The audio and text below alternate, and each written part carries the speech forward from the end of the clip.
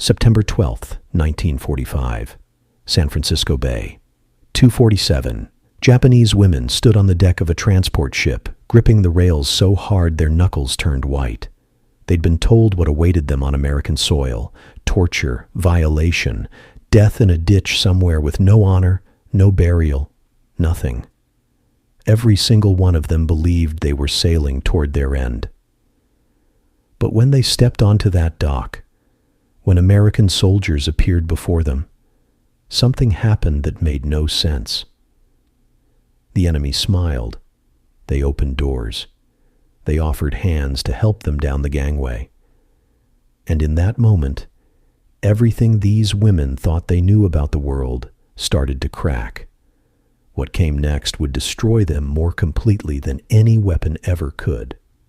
The fog that morning was thick enough to choke on. Ko, a 22-year-old nurse from Osaka, could barely see the woman standing next to her. But through that gray wall, the Golden Gate Bridge emerged like something from a dream. Massive, red, untouched. In Japan, bridges were rubble, buildings were ash. Here was a bridge that looked like it could hold up the sky. Yuki, the radio operator standing beside Ko, whispered what they were all thinking. "They're going to kill us the moment we land." The propaganda officers had made it clear. Americans were demons who would strip them of everything, dignity first, then life. Surrender meant suffering beyond imagination. Death would be mercy. The ship's horn blasted 3 times, and several women started crying. Others prayed to ancestors they'd probably be joining soon. When the soldiers appeared on the dock below, the women pressed against the rails, staring down at their executioners. Except these men weren't snarling. They weren't even pointing rifles. They were just standing there, casual, talking among themselves. One of them waved up at the ship, just waved, like they were greeting neighbors. Ko grabbed Yuki's arm. "Did you see that?" "It's a trick," Yuki hissed back. "Has to be." The gangway dropped with a clang that made everyone jump. A translator appeared, a Japanese-American soldier who explained in their language that they'd be processed, given medical checks, and assigned quarters. No harm would come to them. They were under Geneva Convention protection. Geneva Convention. Ko had never heard those words in her life. She took her first step down that gangway, feeling like she was walking toward her execution. Each footstep on the wood felt final. The fog swirled. Below, American soldiers waited with expressions that weren't angry or cruel, but something else entirely. Almost gentle.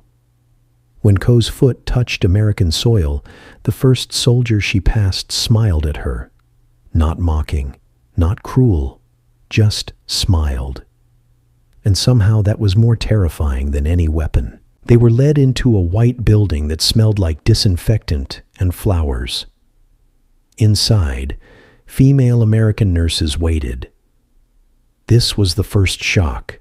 Women. They'd sent women to process them. The translator explained they needed to remove their uniforms for medical examination and showers. Panic shot through the group like electricity. Remove their clothes in front of strangers? In Japan, modesty was everything.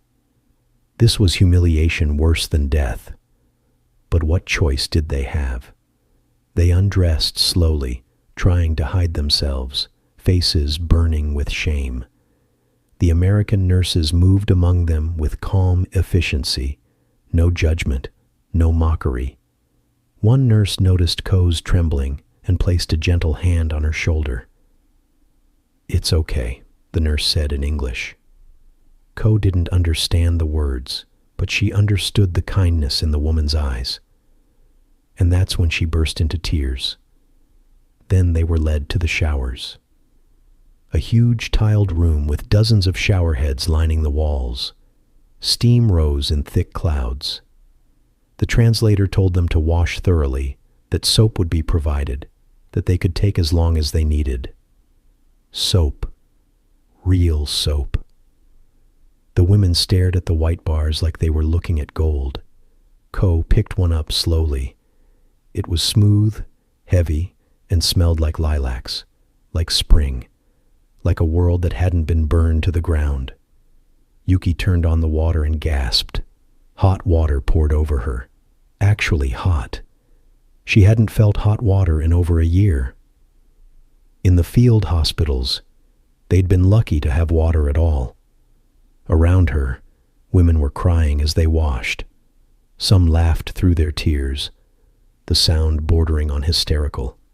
Others just stood there, letting the water run over them, washing away months of dirt and fear. Ko scrubbed her skin until it turned pink.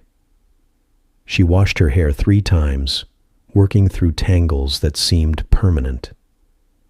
The soap lathered thick and white, surrounding her with the smell of flowers. She thought of her mother's garden in Osaka before the war, the cherry blossoms in April. When they emerged, they were given clean undergarments, simple gray dresses, and soft socks. Plain, but clean. Some women stared at themselves in the mirrors, barely recognizing their reflections. An older woman named Tomoko touched her own face, eyes wide. "I forgot," she whispered. "I forgot I could look like this." But underneath the relief was something darker, confusion, shame. They were supposed to be suffering. They were supposed to be tortured.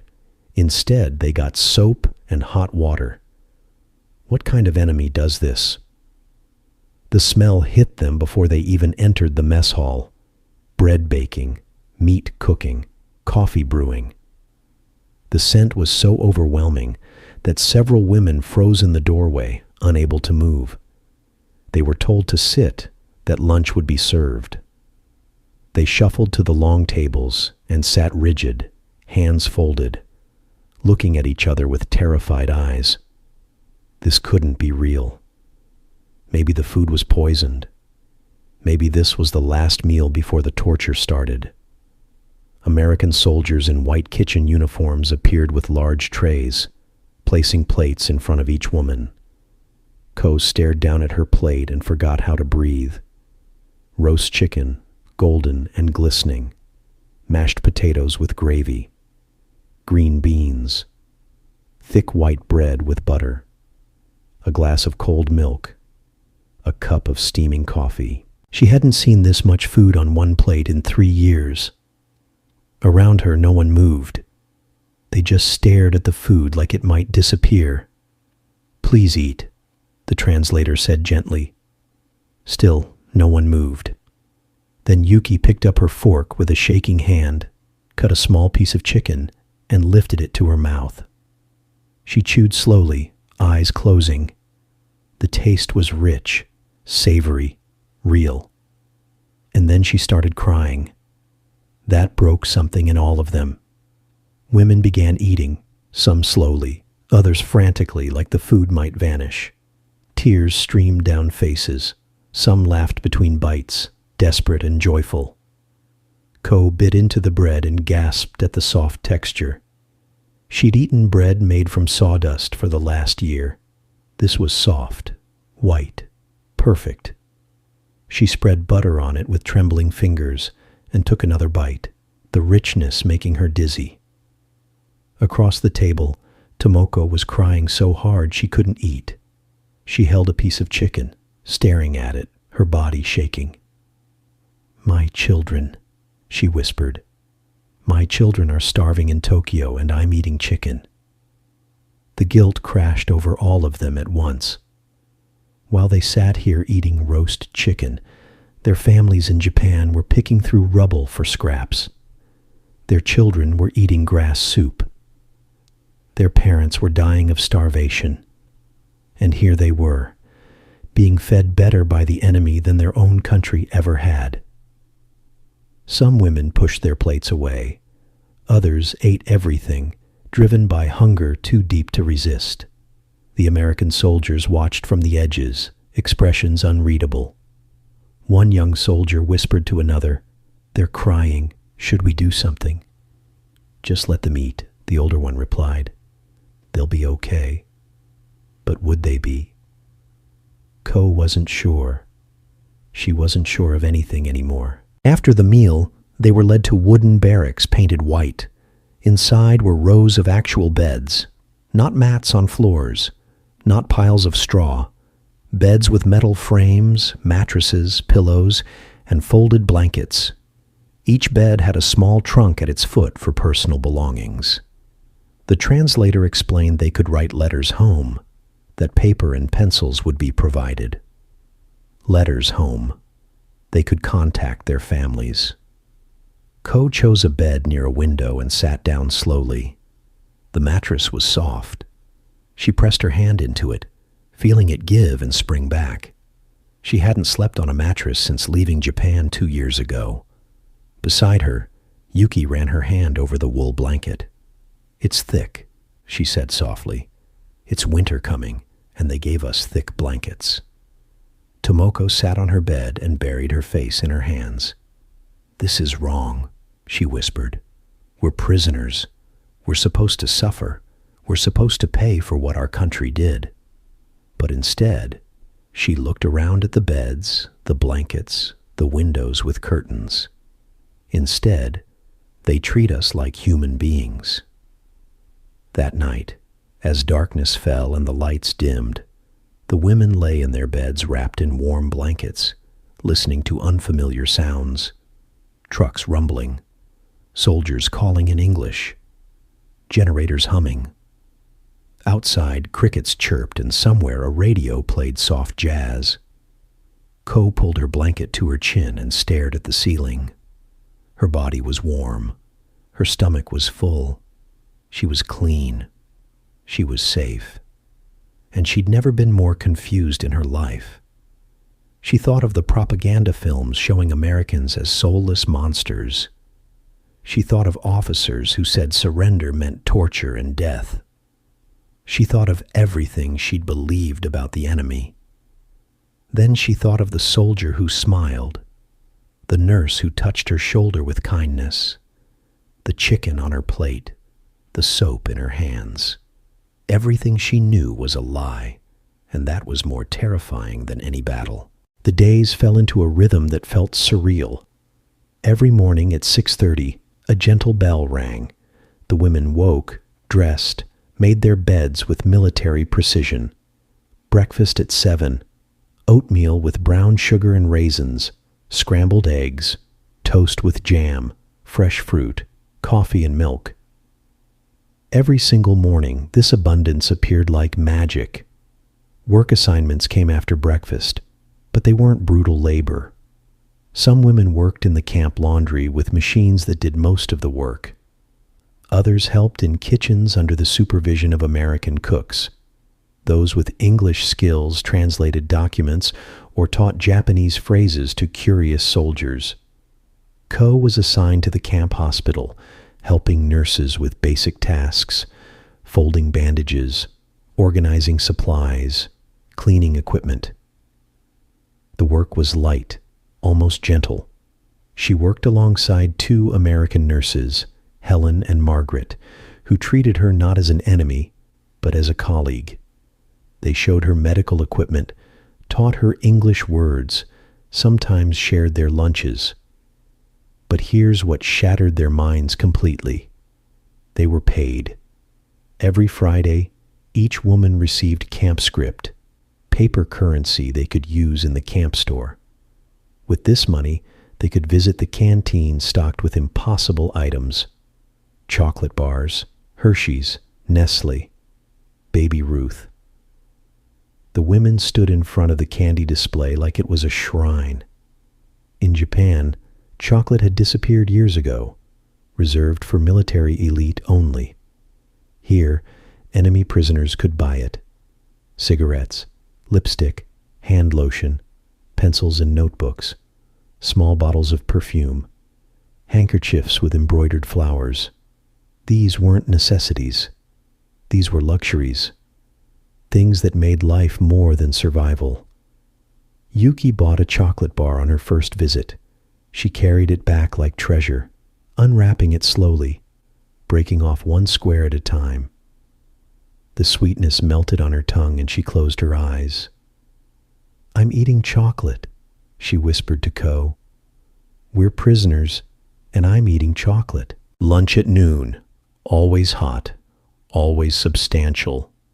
Dinner at 6 with meat at nearly every meal. Between work, there were breaks, rest periods, even recreation time. The Americans had set up a small library with Japanese books they'd somehow acquired. The women could check out books, read, discuss stories. On Sundays, no work. They could rest, write letters, attend religious services. A Buddhist chaplain visited monthly. Christian services were available weekly. The Americans accommodated both. This routine, this strange, gentle domestic routine, wore down their resistance more effectively than torture ever could. Their bodies grew stronger. Color returned to their cheeks. They gained weight, their hollow faces filling out. But with physical health came mental turmoil. Every day of comfort was a day of guilt. Every meal was a reminder their families were starving. Every chocolate bar felt like betrayal, yet they couldn't stop accepting it. They couldn't refuse the food, the warmth, the small kindnesses. They were trapped not by barbed wire, but by the paradox of an enemy who treated them better than their own country ever had. At night, women gathered in small groups, speaking in low voices, trying to make sense of it all. Some insisted this kindness was a trick, that Americans were only being nice because they wanted information. When they returned to Japan, they'd be judged by how they maintained dignity in captivity. Others had begun questioning everything they'd been taught. "What dignity?" Yuki would snap back. "We were sent to war by men who promised victory and glory. They gave us starvation and defeat. Now the enemy feeds us, clothes us, treats us like humans, and we're supposed to feel ashamed? I'm done being ashamed." The debates grew heated. Some accused others of being brainwashed, of forgetting who they were, of becoming complicit in their own humiliation. Others argued back, "The war is over. Japan lost." What are we being complicit in by accepting food and shelter? One young woman named Sachiko, only 19, said something that made everyone go silent. "Maybe they are better than us. Not better, but different. I was taught Americans had no honor, no respect for life. But I've seen more respect here than I ever saw in the Imperial Army. I watched officers beat soldiers for minor infractions. I watched commanders send men to certain death and call it glory. Here I see soldiers who joke with each other, who treat officers like human beings, who follow orders but don't worship them. That's not weakness. That's something else." Tomoko spoke up quietly. "It's democracy. I read about it before the war in books that were later banned. The idea that people can question authority, that leaders serve the people instead of the other way around. I thought it was fantasy, but watching these Americans, maybe it's real. Democracy didn't stop them from dropping atomic bombs on our cities," someone countered coldly. "Didn't stop them from firebombing Tokyo, from killing hundreds of thousands of civilians. Don't romanticize them just because they're nice to us now." Silence. Because she was right. The same country giving them chocolate had also unleashed destruction beyond comprehension. How could both be true? How could Americans be capable of such kindness and such cruelty? "Maybe," Yuki said slowly, "that's what makes them powerful. They can do both. They can destroy their enemies completely and then treat them with mercy afterward. That's not weakness. That's terrifying strength. The conversations never reached resolution. They went in circles night after night. But beneath all the arguments was a simple, devastating truth that every woman felt but few could say out loud. They'd been lied to about the enemy, about the war, about what loyalty and honor meant, and those lies had cost them everything. But it was the small moments that truly undid them, the casual kindnesses that made no sense. Ko was carrying folded linens to the hospital one afternoon when she tripped on an uneven floorboard. The linens scattered everywhere, white sheets across the hallway floor. She dropped to her knees immediately, scrambling to gather them, face burning with shame. In Japan, such clumsiness would have earned a sharp rebuke, or worse. But instead she heard laughter. Not mocking, warm, gentle laughter. She looked up to see an American doctor, Captain Miller, grinning at her as he knelt to help. "Happens to everyone," he said in English she didn't understand. But his tone was clear. He wasn't angry. He wasn't even annoyed. Together they gathered the sheets. When finished, he handed her the stack and gave her a mock salute, still smiling. Then he walked away, whistling. Ko stood there for a full minute holding the sheets, trying to understand. An officer had knelt on the floor to help her, an enemy prisoner, pick up laundry, then smiled at her. Who were these people? Another day, Yuki was walking back from the fields when she heard music. She followed it to an open window where young soldiers were gathered around a phonograph, listening to jazz and laughing. One saw her and waved her closer. "You like music?" he asked through gestures. Yuki nodded hesitantly. The soldier disappeared and returned with the record, handing it to her. "Gift?" he said, using one of the few Japanese words he knew. She tried to hand it back, shaking her head, but he refused. "No, you keep it, for the girls in your barracks." That night, the women gathered as Yuki played the record, Glenn Miller and his orchestra. The music filled the barracks, bright, brassy, utterly American. Some women frowned and turned away, unable to enjoy enemy music, but others closed their eyes and swayed slightly. Music was music regardless of where it came from. The most powerful moment came in November, when the first cold snap hit. The women woke to frost on windows, their breath visible in the air. They huddled under blankets, dreading the cold they knew would seep into their bones. But at breakfast, the commander made an announcement through the translator. "We've ordered additional blankets and warm coats for all prisoners. They should arrive next week. In the meantime, we've increased coal for your stoves. Stay warm." That was all. No fanfare, no expectation of gratitude. Just a simple statement that they'd noticed the cold and were taking care of it. Tomoko sat at breakfast with tears streaming down her face. "They notice when we're cold," she whispered. "The enemy notices when we're cold and brings us blankets." She thought of the winter her family had spent in Hiroshima 2 years before the bomb, when they'd burned furniture to stay warm because the military had taken all the coal. She thought of her children's blue lips, how her own government had looked at its citizens and seen nothing but resources to be used up.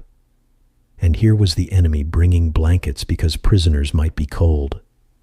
These small moments, the doctor helping with laundry, the soldier giving away his music, the commander ordering blankets, cracked open their worldview completely.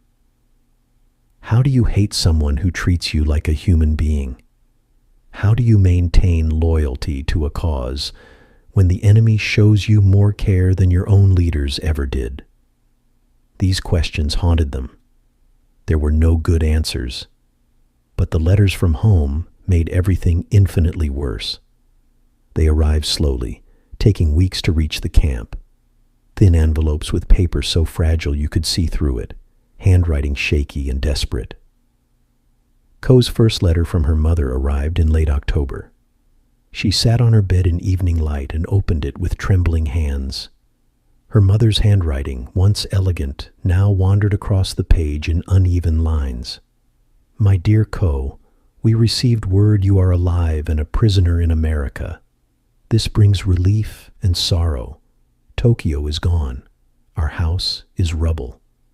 Your father and I live in a shelter made from metal sheets. We eat once a day if we're lucky. Today we had rice water and a few cabbage leaves. Your little brother grows thinner each week. He asks about you constantly. But we are alive, and that is enough.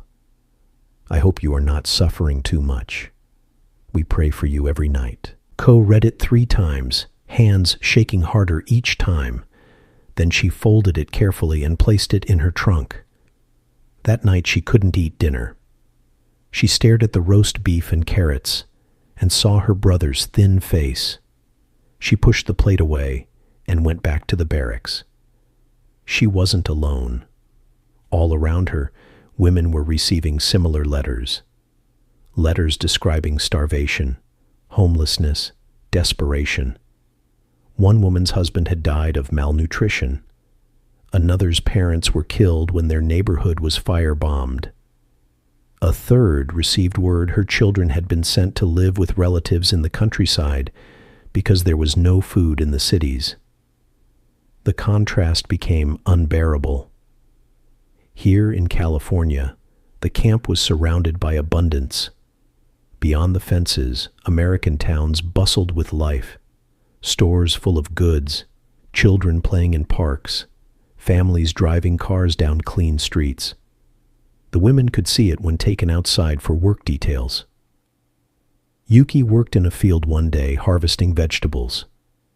At lunch, the American guard supervising them opened his metal lunchbox and shared his sandwiches with the women, casually, like it was nothing. Ham and cheese on white bread wrapped in wax paper. "My wife makes extra," he explained through the translator. "She knows you girls are hungry." His wife, a woman he'd never met, had made sandwiches for enemy prisoners because she thought they might be hungry. Yuki took the sandwich with both hands, bowing deeply, tears streaming. That night she wrote in her journal, "The guard's wife sent sandwiches. She doesn't know us. We were her enemies. Her country fought ours and people died. But she sent sandwiches. How am I supposed to hate people like this? How am I supposed to remain loyal to an empire that let me starve while the enemy feeds me?" The physical transformation was impossible to hide. The women looked healthier than they had in years. Skin glowing, hair shining, flesh on their bones again. When they caught their reflections, they hardly recognized themselves. Tomoko stood in front of a washroom mirror one morning, staring at her own face. "I look like I did before the war," she whispered. "I look healthy. I look fed." She touched her cheek, feeling the softness, the absence of sharp bone. Then she thought of her children's gaunt faces in the last photograph and turned away from the mirror, unable to look anymore. The guilt was crushing. To be well fed while your family starved. To sleep warm while your parents lived in rubble. To eat chocolate while your children foraged for grass. This was torture more sophisticated than any beating. The torture of being shown mercy when you believed you deserved punishment. Of being treated with dignity when you expected cruelty. Of discovering everything you'd been taught about honor, sacrifice, and enemies was a lie. And the lie cut deeper than any blade. The turning point came in late December when the camp organized a Christmas celebration. The women watched in fascination as Americans decorated a large tree in the recreation hall with lights, ornaments, and a star on top. They'd never seen anything like it. The commander announced through the translator that prisoners were invited to attend the Christmas party. There would be special food, music, and gifts. Gifts for prisoners of war. Most women attended out of curiosity. They sat in rows watching as American soldiers performed songs and skits. Some of the entertainment was clearly meant to be funny, though the humor didn't always translate. But the Americans were trying. They were putting on a show for their prisoners, trying to give them joy. Then came the gifts. Each woman received a small wrapped package. Ko opened hers with trembling hands and found a bar of soap, a comb, a small mirror, and a chocolate bar. Simple things, practical things, but wrapped in bright paper with a ribbon like they were precious. She stared at the gifts in her lap and felt something break inside her. Not break painfully, but break open like a seed cracking to let new growth emerge. These weren't lavish gifts. They weren't trying to buy loyalty. They were just human. One human giving another human something small and kind because it was Christmas. That's when Ko understood. The Americans weren't treating them well because of calculated political strategy. They weren't following Geneva Convention out of fear. They were doing it because this was simply how they treated people, even enemies, even prisoners, even Japanese women they'd been at war with weeks earlier. This was the dangerous truth. American power came not just from bombs and bullets, but from the idea that every person had value, that even your enemy deserved basic dignity, that victory didn't require cruelty. This was the ideology they'd been fighting against. The idea that individuals mattered more than the collective, that human rights existed regardless of nationality or loyalty. And it worked. It was working on them right now. Every meal, every blanket, every small kindness was a demonstration of this philosophy. You could destroy us with your armies, these actions said, but we'll rebuild you with our mercy. We'll show you there's a better way. Yuki sat beside Ko, holding her own wrapped gifts, tears streaming. "It's not a weapon," she whispered. "It's just who they are. That's what makes it so devastating." Around them, other women were crying too. Not sad tears, but something more complicated. Tears of release. Tears of recognition. Tears of grieving for the beliefs they'd held and the sacrifices they'd made for those beliefs. Tomoko stood, walked to the front, and bowed deeply to the American commander. The room fell silent. Through the translator, she said, "Thank you for treating us like human beings. We didn't expect this. We were taught to expect cruelty. But you've shown us something different, something we don't fully understand yet. But we're grateful." The commander looked uncomfortable, shifting his weight, face slightly red. "We're just following the rules, ma'am. Geneva Convention requires proper treatment. We're not doing anything special." But they were. They absolutely were. Because following rules that protected even your enemies, treating prisoners with dignity, even when your own people had died at their hands, choosing mercy when you could choose vengeance, that was everything. That was the whole point. As the party continued, something shifted in the barracks. The hardliners became fewer, the debates quieter. A collective exhaustion settled over them, the exhaustion of resistance finally crumbling. They couldn't maintain their hatred in the face of this relentless humanity. They couldn't cling to propaganda that called Americans demons when those demons were giving them Christmas presents. They couldn't remain loyal to an empire that had abandoned them when the enemy was the only thing keeping them alive. The transformation wasn't complete. It would take years, maybe decades, for some to fully process it. But in that moment, in that decorated hall with a Christmas tree and wrapped gifts and soldiers singing carols, something fundamental changed.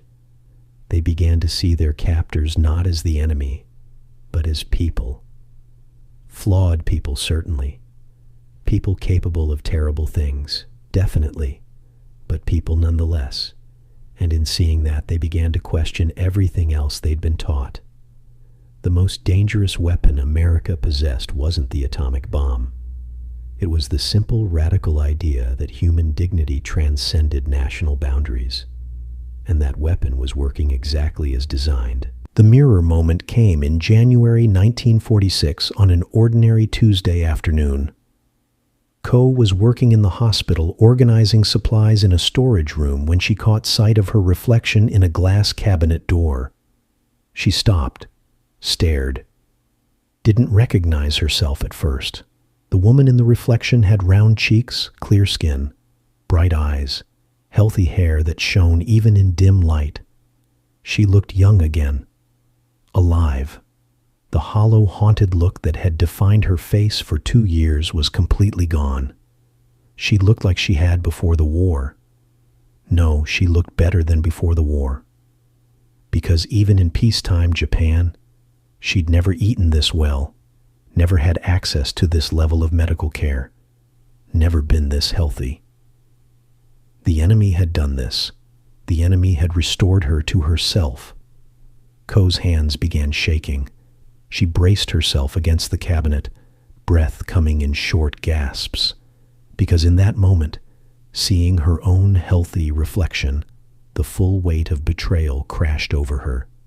Not betrayal by the Americans, betrayal by her own country. Japan had taken her youth, her health, her innocence, and used them as fuel for a war machine. Japan had fed her propaganda instead of food, had given her ideology instead of medicine, had demanded her sacrifice while offering nothing in return. Japan had told her that suffering was noble, that hunger was honorable, that dying for the emperor was the highest calling. All lies, all of it lies. Because here she stood, a prisoner of war, healthier and happier than she'd ever been as a free citizen of the empire. Here she stood, fed and clothed and treated with dignity by the very people she'd been taught to fear and hate. The Americans hadn't broken her with cruelty. They'd broken her with truth. The truth that she was worth feeding, worth caring for, worth treating like a human being. And that truth demolished everything she thought she knew about loyalty, honor, and sacrifice. She slid down to the floor, back against the cabinet, and sobbed. Deep, wrenching sobs from somewhere primal and wounded. She cried for the girl she'd been who believed the propaganda.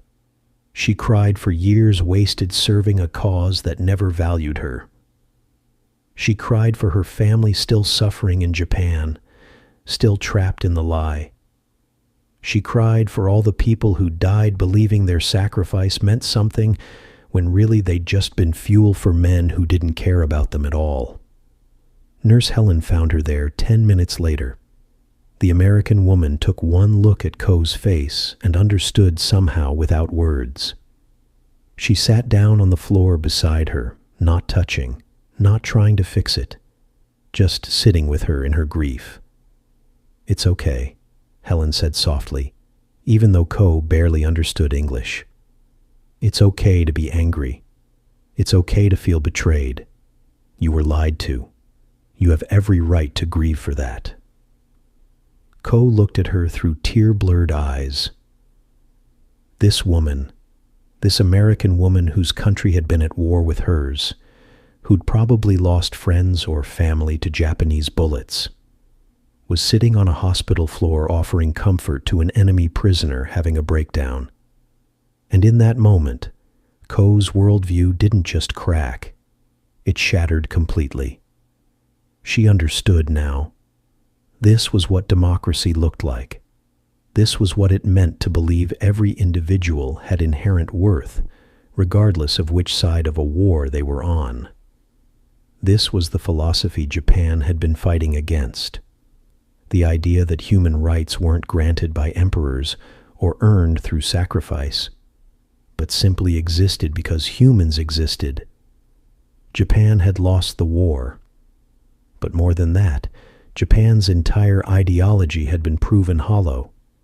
Because when you put the two systems side by side, one that treated humans as tools for the state, and one that recognized humans as individuals with dignity, the difference was undeniable. She thought of her little brother in Tokyo, starving. She thought of the American soldier yesterday who'd shared his lunch. She thought of the emperor in his palace, untouched by his people's suffering. She thought of the American commander ordering extra blankets for cold prisoners. The comparison was devastating and undeniable. That evening, Ko stood in the barracks and spoke to the assembled women. Her voice was quiet, but steady. I saw myself in a mirror today. I looked healthy, and I realized I look better now as a prisoner than I ever did as a free citizen of Japan. And that's not because America is perfect. It's because Japan failed us. Completely and utterly failed us. She looked around at faces both sympathetic and resistant. I'm not saying we should forget who we are. I'm not saying we should become American, but I am saying we need to acknowledge the truth. We were lied to about the war, about the enemy, about what our country was fighting for. And until we acknowledge that, we can't move forward. Silence filled the barracks. Then slowly, one by one, women began to nod. Some cried, some looked away, but most nodded. Because they'd all seen themselves in mirrors. They'd all felt the cognitive dissonance of being healthier in captivity than in freedom. They'd all wrestled with the same devastating realization. The enemy had treated them like human beings, and in doing so had revealed that their own country never had. That was the moment everything changed. Not gradually, but suddenly, like a dam breaking. The resistance, the denial, the desperate clinging to old beliefs, all of it washed away in a flood of painful, liberating truth. They were still Japanese. They'd always be Japanese. But they'd never again be the women who believed the propaganda, who trusted blindly, who thought suffering for the state was noble. They'd been transformed, and there was no going back. As winter turned to spring, rumors of repatriation began circulating. Ships were being prepared. Arrangements were being made. Soon, they'd be sent back to Japan. The news should have brought joy. They were going home, back to families, their country, their culture. This was what they'd been waiting for, wasn't it? But instead of joy, the women felt dread. Ko lay awake at night, stomach twisted in knots. What would she find when she returned? Her mother's letters painted a picture of utter devastation. Tokyo was rubble. Food was scarce. Disease rampant. The Japan she remembered, the Japan of cherry blossoms and festivals and order, was gone, replaced by chaos and hunger and despair. And she'd returned to it healthy, well-fed, with flesh on her bones and color in her cheeks. How would she explain that to her starving family? How would she look her little brother in his hollow eyes and tell him she'd been eating roast chicken while he foraged for weeds? I'm afraid, Yuki confessed one evening. I'm afraid to go back. What kind of person does that make me? Japan is my home. My family is there. But the thought of leaving here, she couldn't finish. Do you feel guilty? Tomoko finished for her. Because this camp, this prison, has been kinder to us than our own country ever was. And that's not something we can say out loud without sounding like traitors. But it's true. It's true, Sachiko said quietly. I've been trying not to think about it, but it's true. I don't want to go back to starvation. I don't want to go back to a country that sees women as nothing but tools for men. I don't want to go back to being told my worth is measured only by service to the state. The conversations continued, always in whispers, always tinged with shame. Because what they were admitting was unspeakable. They'd come to prefer captivity in America to freedom in Japan, not because they loved America or had abandoned their identity, but because basic human needs, food, shelter, dignity, mattered more than abstract concepts of loyalty and patriotism. Some women began asking American officers if they could stay, if there was any way to remain in America rather than return. The answers were always the same. No. Geneva Convention required repatriation. They had to go back. But the asking itself revealed how much had changed. These women who'd been taught death was preferable to dishonor were now begging to stay with former enemies rather than return to their homeland. The ships departed in April 1946. The women stood on deck watching San Francisco Bay disappear, the Golden Gate Bridge shrinking on the horizon. Many cried. Some waved goodbye to American guards on the pier who'd come to see them off. The journey across the Pacific took 3 weeks. Conditions weren't as comfortable as the camp. Ships were crowded, seas rough, but they were fed regularly and treated with basic dignity. Nothing like the nightmare voyages of war years.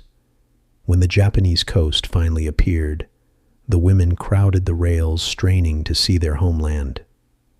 What they saw made their hearts sink. Devastation. Complete, utter devastation. Cities reduced to ash. Harbors filled with half-sunken ships. Coastlines scarred by bombing. As they sailed past Hiroshima, the extent of the atomic bomb's damage became visible. An entire city simply gone. Flattened. Erased. They docked at Yokohama and reality hit with full force. Skeletal buildings, rubble-lined streets, people in rags picking through debris, children with distended bellies and hollow eyes begging for food, women selling anything they had, clothing, family heirlooms themselves just to survive. This was what they were returning to. This was home.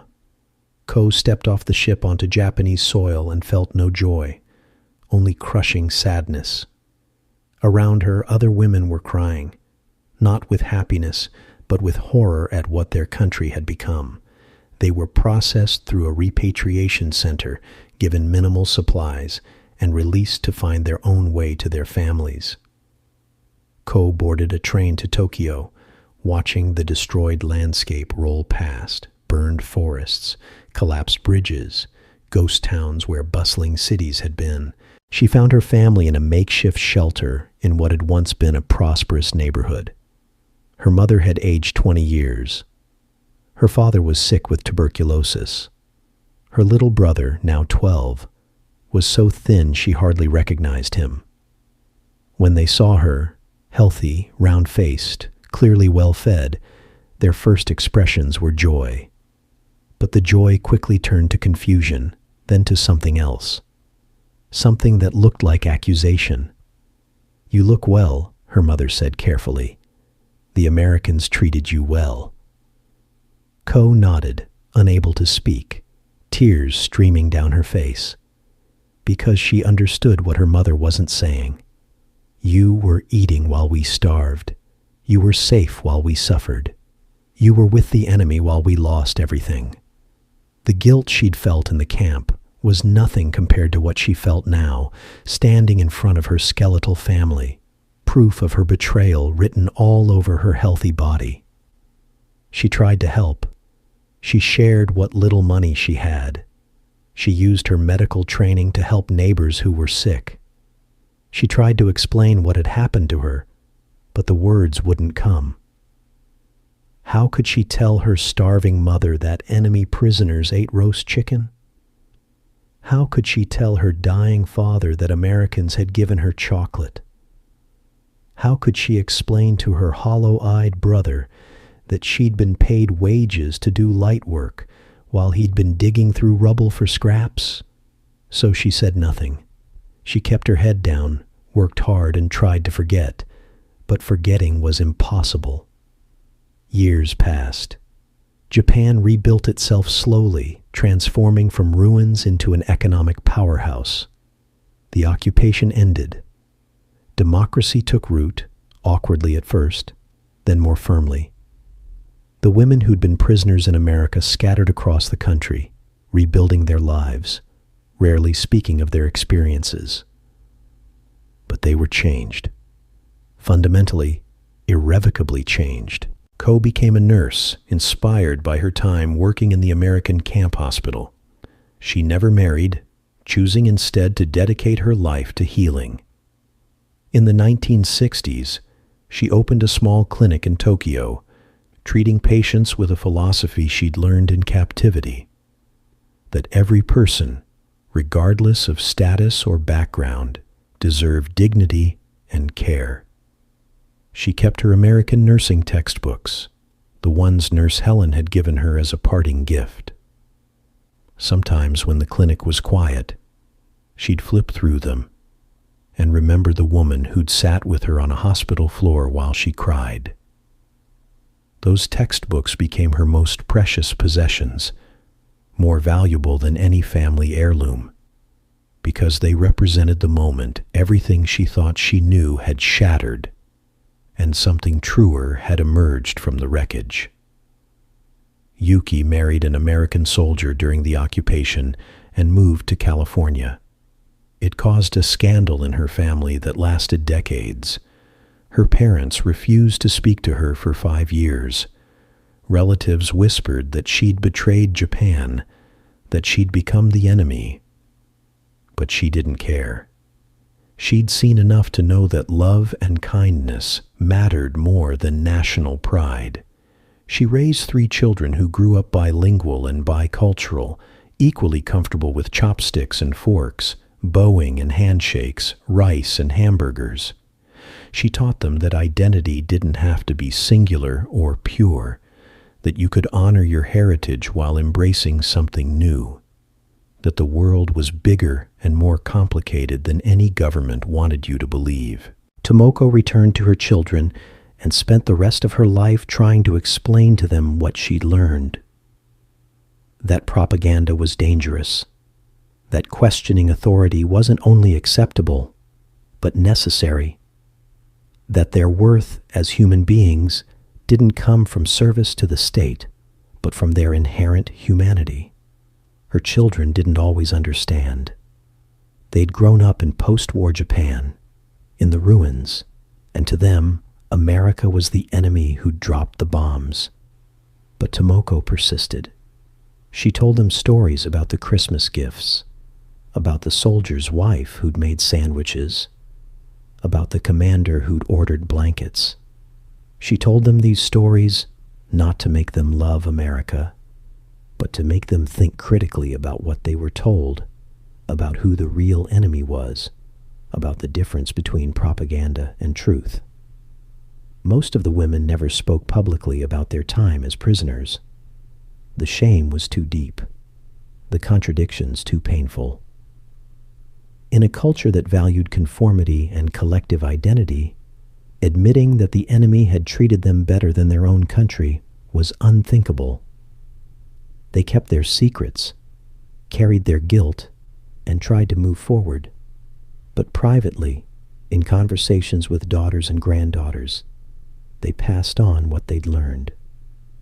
They taught the next generation to question, to think critically, to recognize propaganda when they saw it. They taught them that the enemy isn't always who you're told it is, and sometimes the people who treat you with the most humanity are the ones you least expect. The soap, the chocolate, the clean sheets, all of it became more than just physical objects in memory. They became symbols of the most devastating weapon America possessed, the simple belief that every human life had value, even enemy lives, even the lives of those who'd fought against you.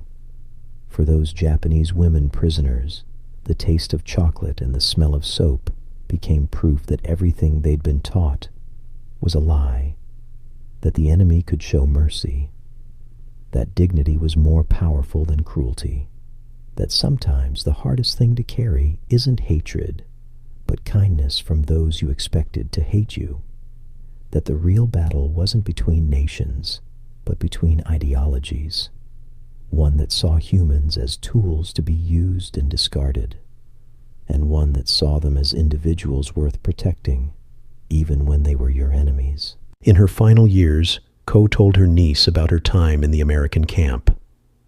The young woman, born decades after the war ended, listened with wide eyes.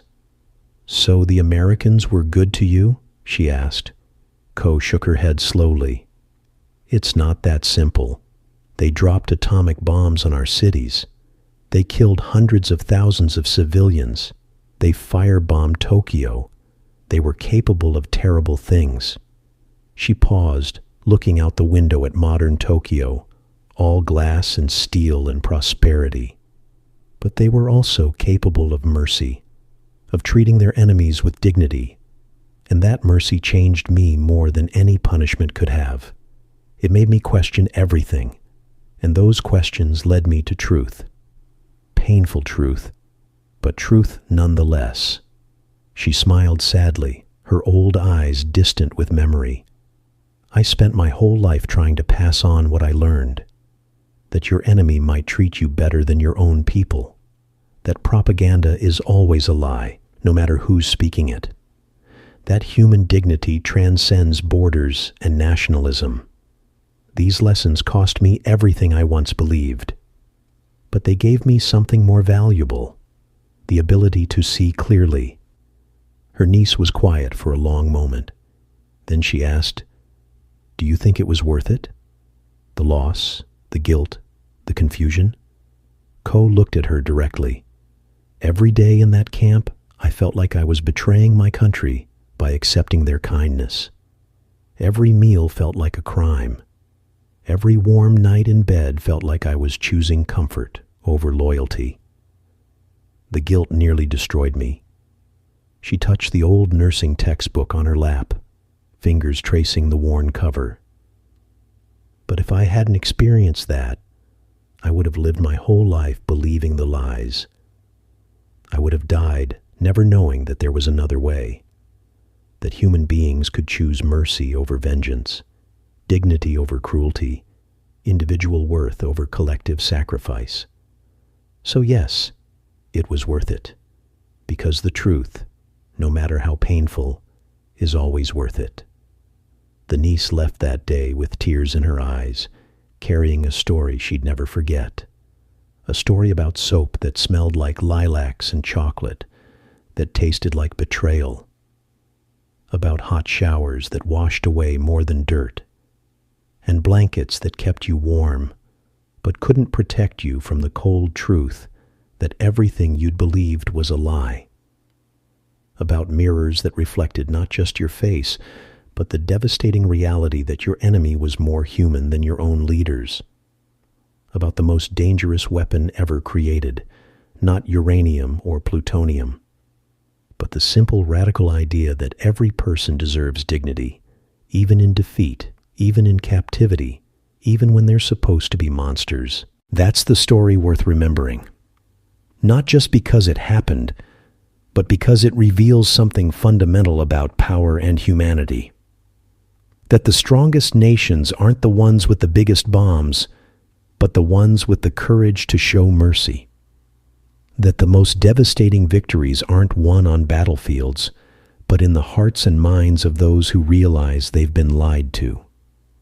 That sometimes the greatest act of resistance isn't fighting back, but accepting the truth when it's offered, even when that truth destroys everything you thought you knew about yourself, your country, and your place in the world. These 247 women stepped off a ship in September 1945 expecting death and found something far more dangerous. They found kindness from the enemy. They found dignity in captivity. They found that the monsters they'd been warned about were capable of mercy, and the empire that demanded their loyalty had never deserved it. They were broken, not by cruelty, but by chocolate. Not by torture, but by soap.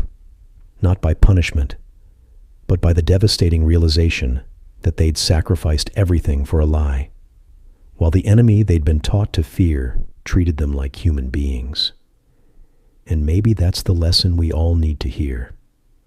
That propaganda works both ways. That every government wants you to see the enemy as less than human. That the moment you recognize the humanity in your enemy, you start questioning the people who told you to hate them in the first place.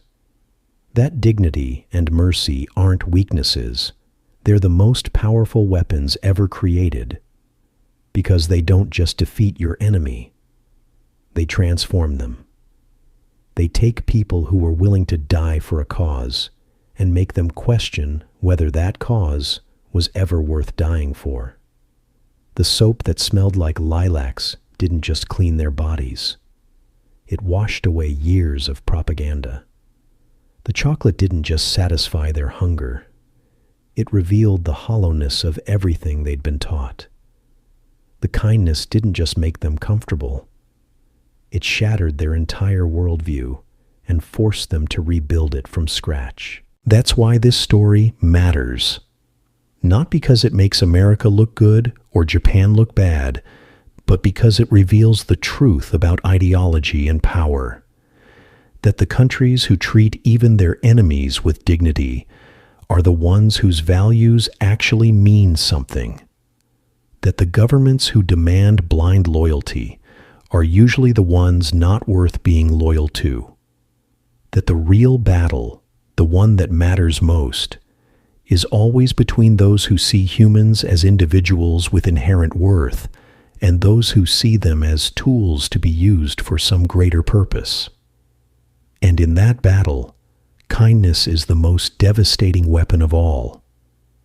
Because you can't maintain your hatred when your enemy refuses to be hateful.